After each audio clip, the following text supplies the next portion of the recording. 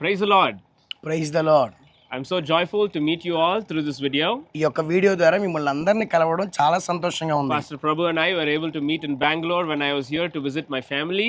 నా కుటుంబాన్ని బెంగళూరులో కలవడానికి నేను వచ్చినప్పుడు పాస్టర్ ప్రభు గారు మమ్మల్ని కలవడానికి ఇక్కడికి వచ్చి ఉన్నారు. I am so sorry that I couldn't come to Andhra or Telangana this time. ఈ సమయంలో ఆంధ్ర తెలంగాణ రాలేకపోవడాన్ని బట్టి నేను చాలా బాధపడుతూ క్షమించమని అడుగుతున్నాను. But next year వచ్చే సంవత్సరం we are going to have a series of revival meetings and crusades in Andhra Pradesh and ఖచ్చితంగా Telangana. సభలు అదే విధంగా ఉజ్జీవ కూడికలు తెలంగాణలో ఆంధ్రలో మనం ఏర్పాటు చేద్దాం.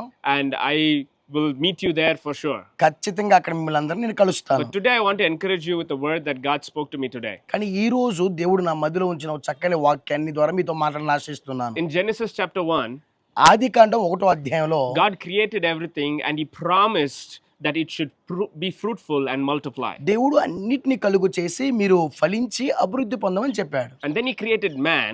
దాని తర్వాత మానవుణ్ణి సృజించాడు. He said, have dominion over everything that he created.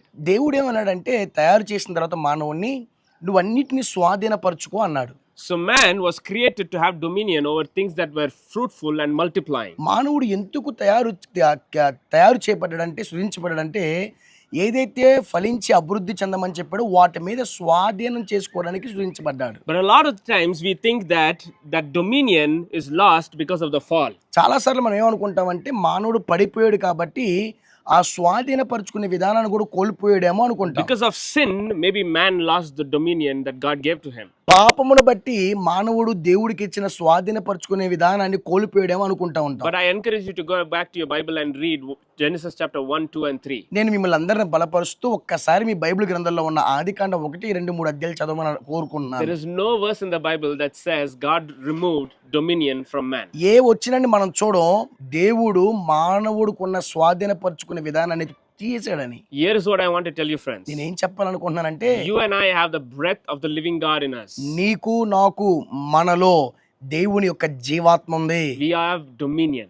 మనకి ఖచ్చితంగా స్వాధీనపరచుకునే విధానం So ఉంది. today in the name of Jesus, ఈ రోజు యేసుక్రీస్తు నామములో anything in your life నీ జీవితంలో ఏదైనా that is not looking like God has dominion over you, అది నిజంగా దేవుడు నీకు స్వాధీనపరచుకునే విధానం ఇచ్చాడన్నట్టు కనబడకపోయినా ఉండకపోయినా, be it sin, ఒకవేళ అది పాపమైనా, be it financial crisis, ఆర్థిక పరమైన ఇరుకులు ఇబ్బందులైనా, be it any kind of family issue, కుటుంబపరమైన సమస్యలైనా, today in the name of Jesus, ఈ రోజు యేసు నామములో I command that chain to break. నేను గద్దిస్తున్నాను. ఆ సంఖ్యలు తెగిపోవాలి. యేసు నామములో I speak in the name of Jesus యేసు నామములో that పలుకుతున్నాను. you will have dominion over all areas of your life. నీవు అన్నిటి పట్ల స్వాధీనపరచుకునే విధానాన్ని కలిగి You ఉండుగాక. will not have dominion over things that are dying, చచ్చిపోయిన వాటి పట్ల స్వాధీనపరచుకోవడం but కాదు, you have dominion over things that are fruitful and multiplying.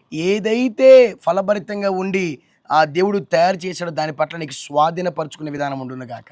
I love you all. మిమ్మల్ని అందరినీ I ప్రేమిస్తున్నాను. miss each one of you, ప్రతి ఒక్కరిని నేను మిస్ అవుతున్నాను. and I remember each one of you. మీ అందరినీ జ్ఞాపకం చేసుకుంటున్నాను. You can test me when I come next year. ఈసారి వచ్చినప్పుడు ఖచ్చితంగా మీరు నాకు టెస్ట్ చేయొచ్చు, మాట్లాడవచ్చు. I pray for each one of you. మీ అందరి కోసం ప్రార్థన చేస్తున్నాను. Let's pray right now. ఇప్పుడు ప్రార్థన చేసుకుందాం. Father, we thank you for your presence. యేసయ్యా నీ సన్నిధికే వందనాలు. Lord, thousands of miles or kilometers.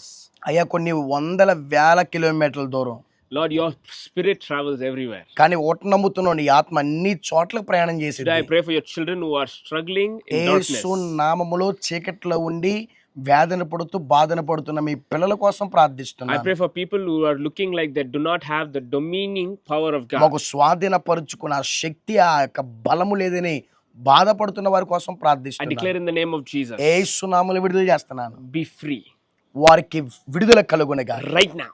ఇప్పుడే యేసునామం, Right now. ఇప్పుడే యేసునామం. Not by power, not by might, అయ్యా నా బలము శక్తి ద్వారా కాదు, but by the spirit of the living God. దేవుని యొక్క ఆత్మ ద్వారా విడుదల ఇస్తున్నాము. May you receive deliverance. మీ అందరూ విడుదల May you పొందుకుందరు. testify of miracles. మీరు అద్భుతాల గురించి సాక్ష్యం ఇచ్చే వరకు ఉందరుగాక. I bless you.